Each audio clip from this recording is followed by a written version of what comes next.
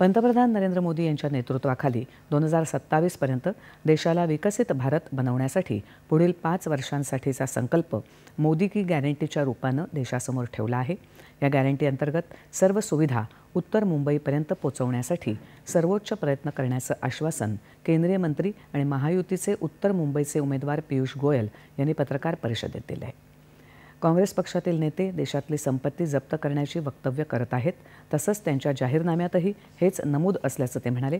काँग्रेस सनातन धर्माचा वारंवार अपमान करत आहे, मात्र शिवसेना, उद्धव बाळासाहेब ठाकरे पक्षाचे नेते मौन साधून हिंदू जनतेचा अपमान करत असल्याचा आरोप त्यांनी केला।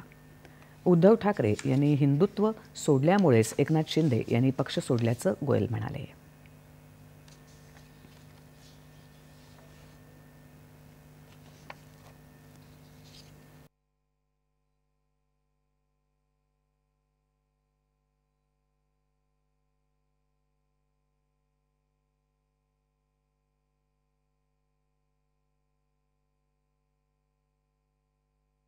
कांग्रेस पार्टी के मैनिफेस्टो और उनके बड़े वरिष्ठ नेता और उन नेता के सलाहकार, उस परिवार के सलाहकार जिस प्रकार से देश की संपत्ति का जब्त करने का एक योजना बना रहे हैं, इनहेरिटेंस टैक्स लाना हो या वेल्थ टैक्स लाना हो, उस पर उनकी नजर क्यों जाती है, ये आज तक देश की जनता समझ नहीं पाई।